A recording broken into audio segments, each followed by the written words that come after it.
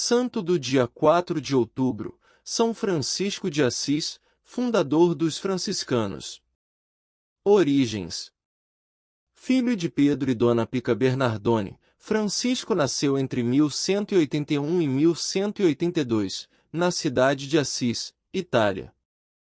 Seu pai era um rico e próspero comerciante. Foi batizado em Santa Maria Maior com o nome de João, Giovanni. Mas quando Pietro Bernardone voltou de uma viagem à França, mudou de ideia e resolveu trocar o nome do filho para Francisco, prestando uma homenagem àquela terra. Ambições. Segundo a maioria dos biógrafos de São Francisco de Assis, o caráter e as qualidades melhores lhe vieram da mãe. Como todo jovem ambicioso de sua época, Francisco desejava conquistar, além da fortuna, também a fama e o título de nobreza. Para tal, fazia-se necessário tornar-se herói em uma dessas frequentes batalhas. No ano de 1201, incentivado por seu pai, ele partiu para uma guerra que os senhores feudais haviam declarado contra a Comuna de Assis. O encontro e a renúncia dos bens. Na cidade de Spoleto, sintomas de febre fizeram com que Francisco não pudesse partir. Ali pensou ter ouvido a voz do Senhor, com quem dialogou: Francisco, o que é mais importante, servir ao Senhor ou servir ao servo? Servir ao Senhor, é claro. Respondeu o jovem. Então, por que te alistas nas fileiras do servo? Senhor, o que quereis que eu faça? Volta a Assis e ali te será dito, diz a voz. Em busca de respostas, decidiu viajar para Roma, isso no ano de 1205. Visitou a tumba do apóstolo São Pedro e exclamou: é uma vergonha que os homens sejam tão miseráveis com o príncipe dos apóstolos. E jogou um grande punhado de moedas de ouro, contrastando com as escassas esmolas de outros fiéis menos generosos. A seguir, trocou seus ricos trajes com os de um mendigo e fez sua primeira experiência de viver na pobreza. Voltou a Assis, a casa paterna, entregando-se ainda mais à oração e ao silêncio. O pedido de São Damião. Em 1206, passeando a cavalo pelas campinas de Assis, viu um leproso, repugnante à vista e ao olfato, lhe causando nojo. Mas, então, movido por Deus, colocou seu dinheiro naquelas mãos sangrentas e deu-lhe um beijo. Falando depois a respeito desse momento, ele diz: o que antes me era amargo, mudou-se então em doçura da alma e do corpo. A partir desse momento, pude afastar-me do mundo e entregar-me a Deus. Pouco depois, entrou para rezar e meditar na pequena capela de São Damião, semi-destruída pelo abandono.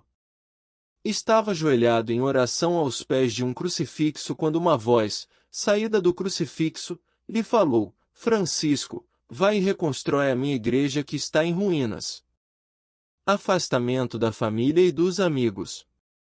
Seu pai se indignava cada vez mais e resolveu exigir que seu filho lhe devolvesse tudo quanto receberá dele. Levou perante o bispo para que o julgasse. Francisco, ciente da sentença de Cristo: quem ama o seu pai ou a sua mãe mais que a mim, não é digno de mim, MT 19,29, sem vacilar um momento se despojou de tudo até ficar nu, jogou os trajes e o dinheiro aos pés de seu pai, e exclamou: até agora chamei de pai a Pedro Bernardone. Doravante não terei outro pai, senão o Pai Celeste. O bispo, então, o acolheu. Daquele momento em diante, cantando Sou o arauto do grande rei, Jesus Cristo, afastou-se de sua família e de seus amigos e entregou-se ao serviço dos leprosos e à reconstrução das capelas da cidade. Viver puramente o Evangelho. Quando estava quase encerrando a reconstrução da capelinha de Santa Maria dos Anjos, perguntava-se o que faria, o que Deus queria dele. Então, certo dia, Francisco escutou, durante a missa, a leitura do Evangelho, sem túnicas, sem bastão, sem sandálias, sem provisões, sem dinheiro no bolso, LC 9,3. Tais palavras encontraram eco em seu coração e foram para ele como intensa luz. Exclamou, cheio de alegria: é isso precisamente o que eu quero. É isso que desejo de todo o coração. E sem demora, começou a viver, como faria em toda a sua vida, a pura letra do Evangelho. Repetia sempre para si, mais tarde, também para seus companheiros: nossa regra de vida é viver o Evangelho de nosso Senhor Jesus Cristo. Não queria seguidores, somente viver sua vida austera e evangelizar. A partir de então, Francisco saiu a pregar percorrendo as vizinhanças e levando o Evangelho. Não tinha intenção nenhuma de adquirir seguidores, somente viver sua vida austera e evangelizar. Porém, logo Bernardo de Quintaval se juntou a ele e pelo caminho juntou-se aos dois Pedro de Catânia. Por 3 vezes abriram o livro do Evangelho, e as 3 respostas que encontraram foram as seguintes: se queres ser perfeito, vende o que tens e dá-o aos pobres. Depois vem e segue-me, MT 19,21.